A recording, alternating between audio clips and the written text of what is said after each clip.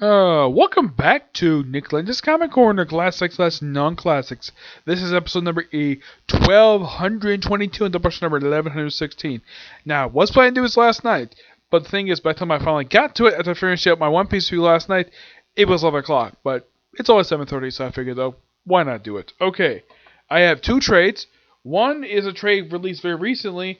The other one came out, believe it or not, 7 years ago. I will discuss that. Okay, first up it is Flash United They Fall. This is a series of stories by Gail Simone. Yes, Gail Simone writes Flash. Not the first male series she's actually written. When you think about it, her first known series she did before he did series like Birds of Prey, Batgirl, Red Sonja. What was the first major comic she worked on before she worked on those books? Deadpool. Yep, she worked on Deadpool. And her most recent book she worked on, aside from this, was that she worked on Domino. Yes, a book that got canceled after 10 issues. Though it did have a 5-issue miniseries to follow up after that called Domino Hot Shots. Yeah, but this is a fun set of stories. Now, this takes from two series of Flash Giant-sized books. Yep, from Flash Giant 1 through 7. This is probably the first one for the series. And the second set of Flash Giants, which is 5 issues. One was released in 2019, and the other, of course, was released in 2020. Now, Gail Simone is the writer for these books. Now, the artist in here is basically Clayton Henry. Yep, he is the artist for the entire thing. Now, unlike in the case of Batman Universe, which that felt like was canon, this is kind of canon, mostly. Except it has one small problem with it. Iris West is black in here. Yes. For some reason they changed to be black. Despite the fact in the mirror continuity she's white. Why the heck that the artist did this for? No idea. You probably would think it would be set in the regular universe, like in the post-crisis, post-Flashpoint continuity, because of Flash's costume. You probably would think so. And also, and this I thought was really weird. Like, for some reason, okay, first we have the appearance we have several Flash moments, something like, look, here is the Mirror Master. Yep, one of Flash's most well-known villains. Yep. He is not the only one. Now, the way Mirror Master looks, he kind of looks like his pre-Flashpoint look. And look, here's Heatwave. Using the Weather Wizard powers for some reason. Yep, frickin' Heatwave. He's not the only one. We also see appearance by this old man here. Who is this old man? Yeah, this is the Turtle. Yep, the world's slowest man. Yep, the Turtle. This is an old Flash, but not very well known of Flash villains. But he's not the only one that pops up in here. Let's see. We also see appearance by Captain Boomerang. Yep, he shows up here for one story. Yes, Captain Boomerang. Who else pops up in here? Why, it's Captain Cold and his beautiful sister, the Golden Glider. Yep.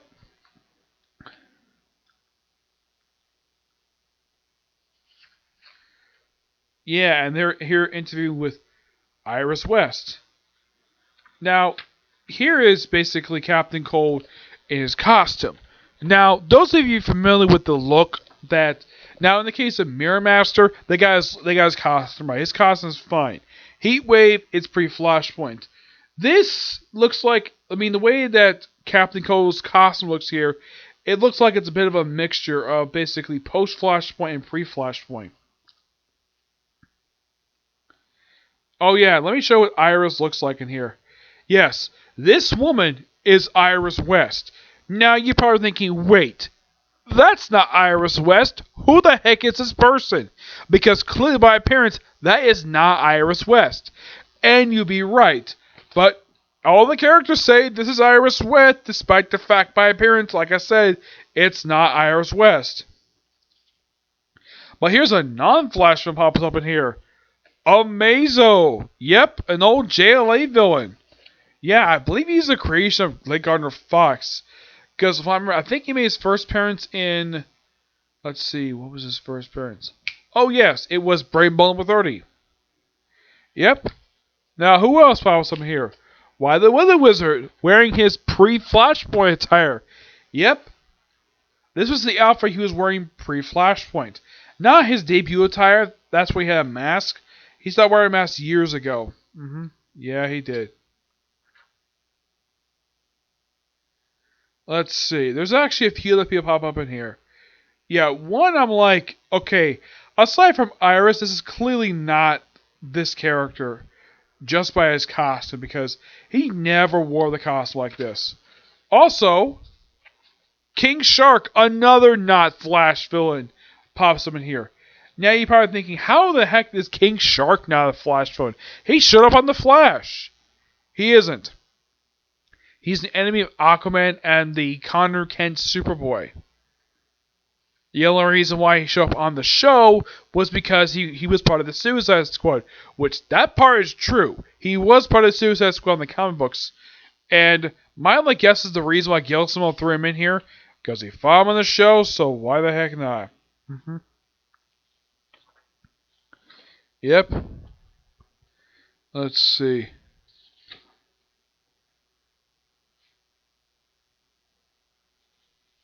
You also have a character named Beth Arden, who wears this outfit. Yeah, apparently part of the Speed Force Resistance. I'm like, okay. Yeah, she's from the future, the 25th century. We also see appearance by Roy Cheadle. Yep, Roy Cheadle. Technically the third person to take up the name Atom. Though, from look at the costume, you're probably thinking, yeah, this is probably him after you wrapped up the JLA book. But clearly that can't be him because, well, that can't be it because, well, this book is not canon because of the way this is just my opinion anyways. This book is not canon to the current continuity because Iris is black. Though, I do have a suspicious feeling this could be loosely tied into the Flash TV show because Iris is West on there. But not in the comic book. Nope. We also see appearance by Kronos. Yep, in his look from the 1990s. No joke, he seriously looked like this. Yeah, there's what I know about it because I read the Kronos ongoing series online, and he dressed like this. Yeah, because if you look up like his original look looked nothing like this at all. This is look from the 90s. Yep. Of course, also we have to deal with time travel. And of course, also because the fact in the future, Barry runs into, of all people, Eobard Thawne, which, look at the costume. That's not the costume he currently wears. Nope. Believe it or not, Eobard Thawne does not wear this outfit. He wears his pre-Flashpoint attire, which he's worn since his debut back in the 60s. Though they did change his outfit for the current continuity, though it look nothing like this at all. I mean, this could be the one who basically, this is probably the version Robert Venditti came up with. It's possible. But if you look at his costume, it's just reverse coloring, like the way that the original Reverse Flash costume was. Where it's reverse coloring of the classic Flash costume. It's great to see Eobard Thawne, and I think that Gail Simone does an excellent job writing him. Yeah, she does.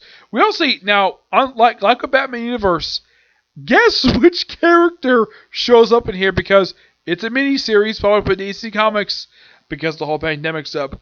Who pops up here? Why, it's Jonah Hex. I'm like, wow.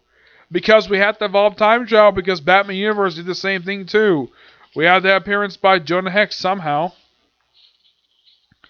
We also see appearances by Enemy Ace, Sergeant Rock, the original Shining Knight, and Etrigan Demon, this wonderful splash page. Gotta love it.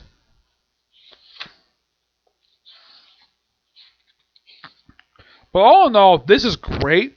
I get the book roughly a 9.5 out of 10. But like I said, it's not canon to the continuity. It's just my opinion. Reason being, Iris is black. That's the only reason why. That and the fact that Eobard Thawne does not wear this attire at all. He's still wearing his Flashpoint look. Alright, moving on to a different series. This is Secret Avengers, Volume 3 by Rick Remender. This collects the last 5 issues of not only Rick Remender's, but also the last 5 issues of Secret Avengers Volume 1. Issues 33-37 for Secret Avengers. Now, you're probably thinking, is that despite the fact this is also the cover art, is this the interior too? No. No, it isn't. Now, the thing is, the interior artwork is done by 2 different artists. You have Andy Kahn, issue 33, and the last 4 issues are done by Mato Soria. Now, this artist is not bad per se. It's like, wow, we have really stepped down from really good artwork here. Like, here's how this artist draws Nick Fury. I mean, look at that. It doesn't look very good at all. Yes, that's the only the only kind of thing I can definitely say is wrong with, like, it's like this storyline, basically, it's like, that was basically, like, if you look at basically the reason, now, oh yeah, gotta talk about this. The Avengers, the Undead. Yeah, this is an alternate version of Earth 666. This lineup is made up of a vampire Wolverine, who basically is new Baron Blood. Brother Voodoo, who is probably Jericho Drum. The Frankenstein Punisher. Captain America's a werewolf. A version of Thor. Black Widow's a spider. Daredevil's a demon. Hawkeye is a demon as well. By the way, Rick Remender actually visited this concept in the annual for Uncanny Avengers. Yep. But this whole two-parter of the whole appearance by the Avengers of the Undead, yeah, this only lasts for like a good issue or 2, and that's it. Yep. Oh, and by the way, this storyline is also the end of... and this is quite hilarious though. Now, after they wrap up the whole thing with the... Meanwhile, and you get this, we have Captain Britain Hawkeye take on the Avengers the Undead for like 1 issue, leading to what goes on next. And then we cut to Flash Thompson and Valkyrie, where they're in the middle of having sex. And then they're interrupted by Lady Deathstrike in her classic look, despite the fact she doesn't wear the look anymore. We also see a couple other characters, which the whole point of this is just part of the storyline with the remnants. Actually, the descendants. Yeah, it's a storyline that Rick Remender set up in the first arc for his run. And yeah, for issue 33, at the end of it, we see the crashing of the lighthouse. Yes, the lighthouse. The base operations for Rick Remender's Secret Avengers group. Well, his lineup of the group. Yep, and then for the next few, for the rest of the volume, they're fighting basically the remnants, and they're all eliminated by the end of the storyline. Yep, and the members basically are massive. Yes, we even have appearance by frickin' Master Mold. Probably know it's a version because Master Mold has been destroyed years ago. So, by the way, despite the fact that, well, we have all these robots, also they out the Eric Green Ant-Man, well, this version of him as a villain. Basically it's just the Secret Avengers for just a bunch of robots. And there's even a brief fun appearance by Spider-Man. I kind of wish Rick Remender would write a Spider-Man comic book. Oh, and by the way, this is how the artist draws the character Father. Yes, this character is a creation of Rick Remender. He first appeared in the pages of Uncanny X-Force, which the second arc of that run set up this very storyline. Yeah, so he set this up in another book that gets paid off here.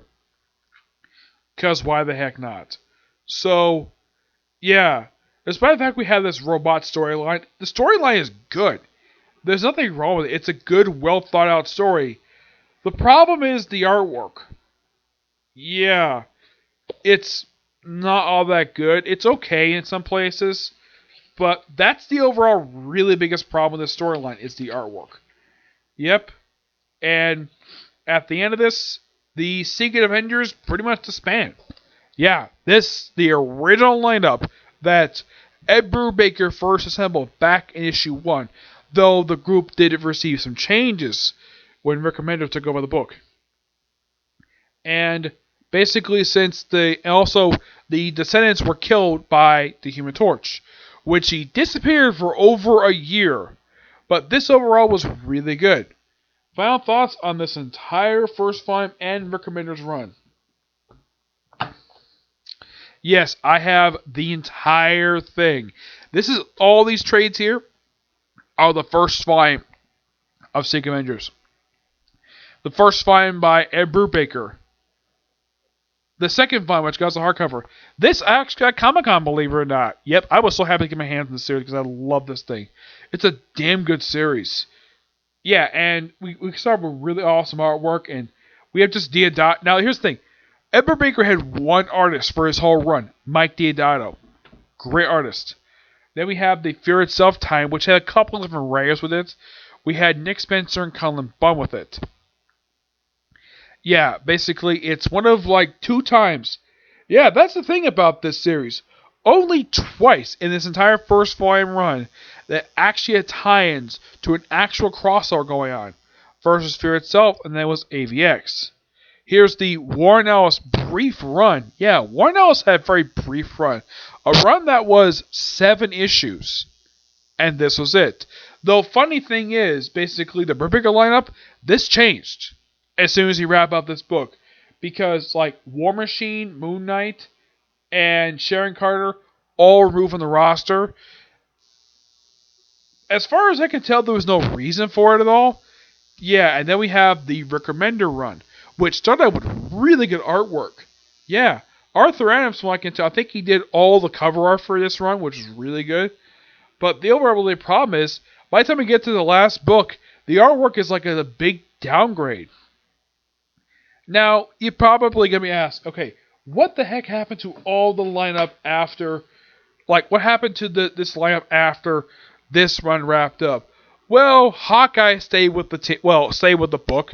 Yeah, despite the fact, oh, by the way, I get this book roughly 9 out of 10. I only give it basically half point because the artwork is a step down from the last book. Now, what happens? Hawkeye would stay with this series up until the final issue in 2015. Yeah, he survived 2 relaunches of this book. Yeah, surprisingly, he stayed. Despite the fact he also has an ongoing series, and I believe he was at one point appearing in the main Avengers book during Hickman's run, and then after Secret Wars, he popped up in New Avengers. Of course, he also has a very ongoing series. He also popped up in Occupy Avengers. He was also Civil War 2. And then after Occupy Avengers, he basically currently he's got an ongoing series, so he's still very active. Captain Britain.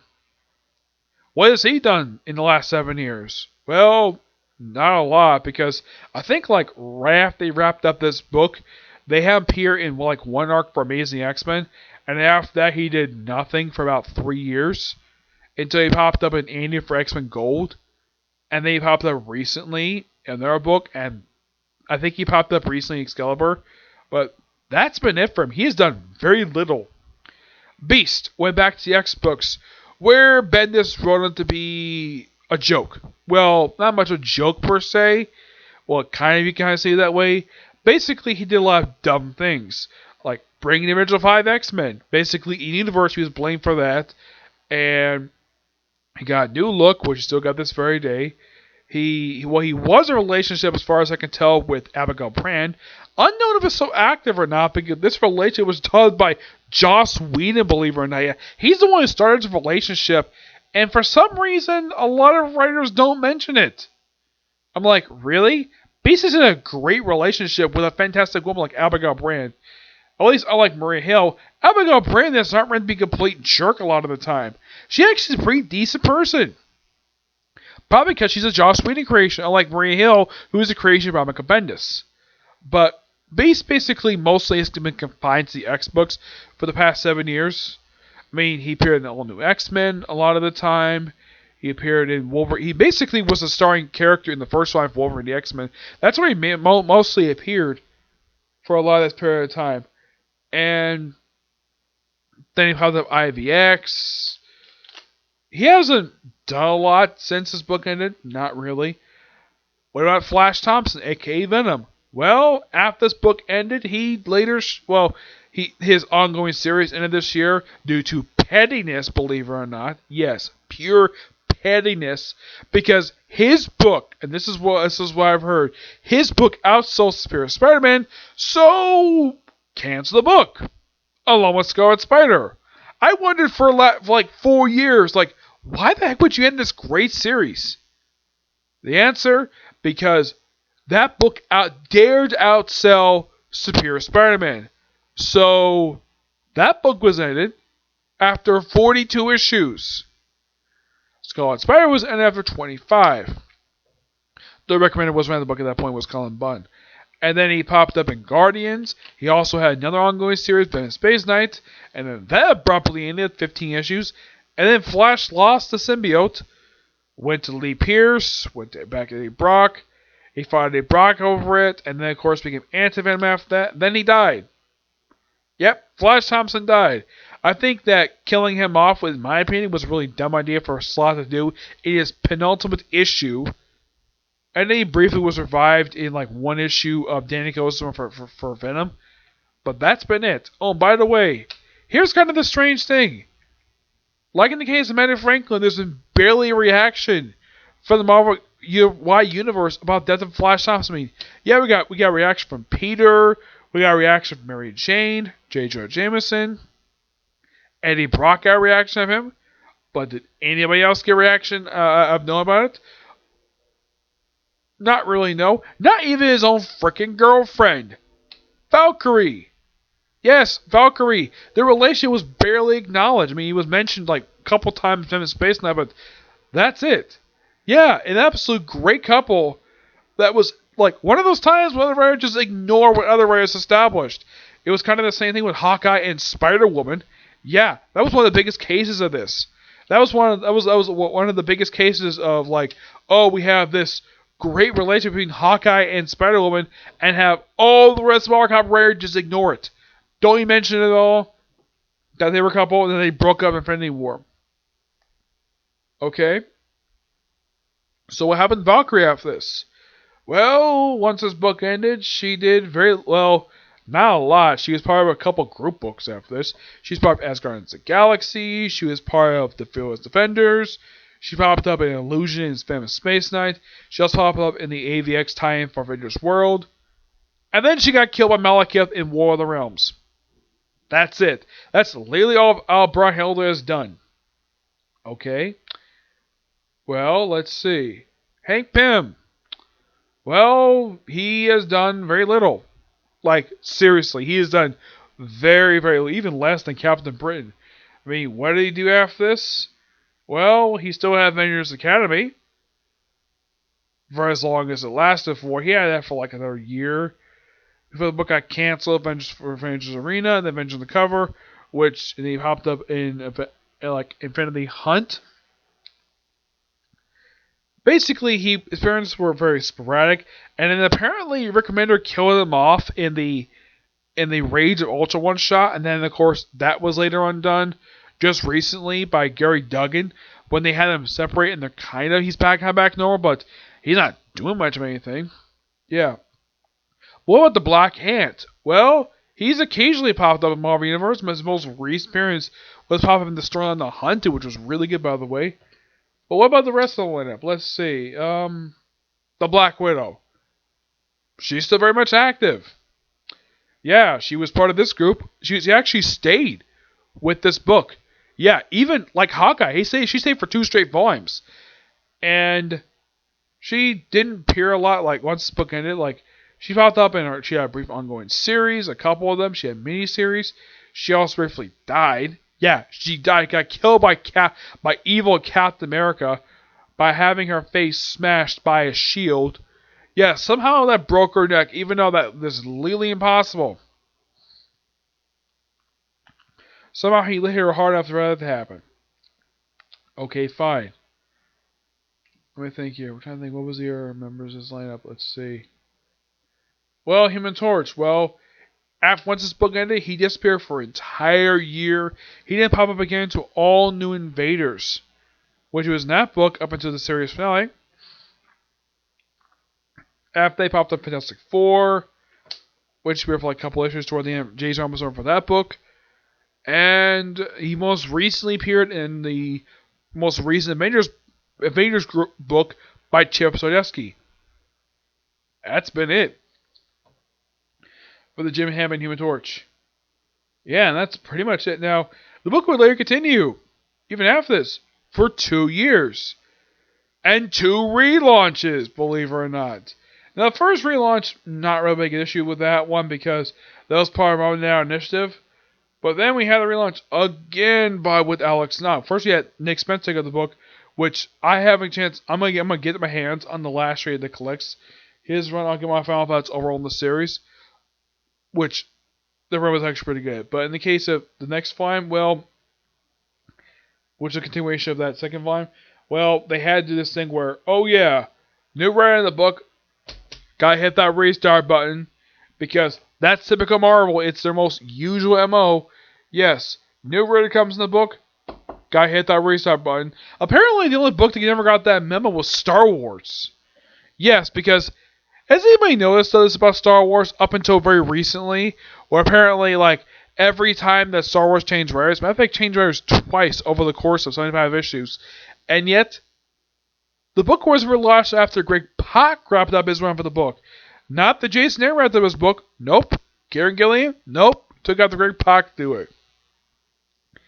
Yes. And a lot of people think, wait, Star Wars lasted 75 issues? Yeah, it did. You probably think, wait, the book started in 2015, yet 75 issues. Like, how is that possible? Marvel double up on the issues. That's why. Okay, fine. I also have like 3 annuals. But yeah, that was by far the first series for Marvel Comics at 75 in years.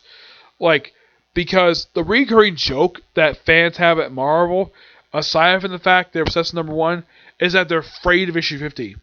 Though they've had several books recently and in issue 50. Yes. I will discuss more about this book when I discuss the final trade, the collect issues from the second volume of the series, and overall for the whole series. But the first volume, damn good book. Basically, when the case of the first volume is more like a Black Ops team. When Nick Spencer got the book, he basically made a unit of S.H.I.E.L.D., which, okay, that I thought was quite an interesting idea. This was actually pretty good, by the way.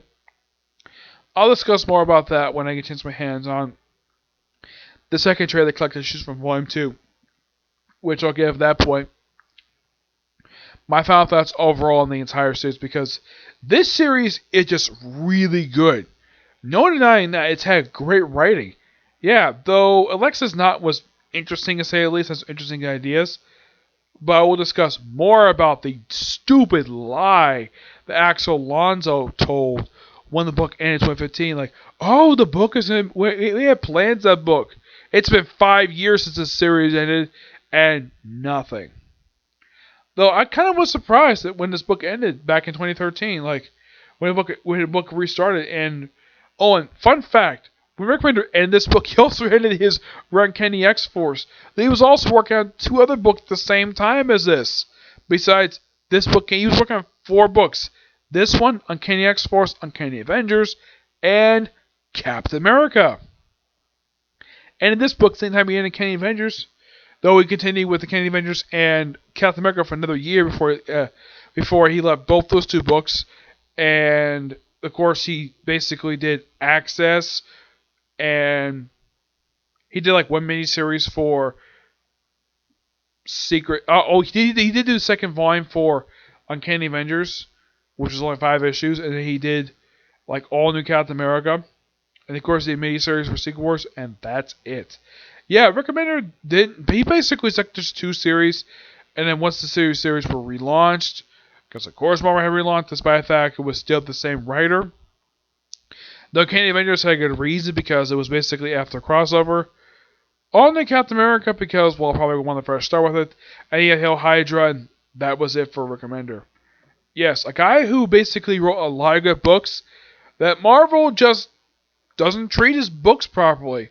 Yeah, almost anything he came up with, like all interesting ideas, like any interesting like concepts, whatever, throw out the window. 2 good examples of this: Flash Thompson's Venom and Sam Wilson's Captain America. He came up with those ideas, and Marvel Design did him as soon as he left the company like 5 years ago. Yep. But if anybody gets a chance to get your hands on any book recommender, I highly recommend check out because the guy is one damn good writer.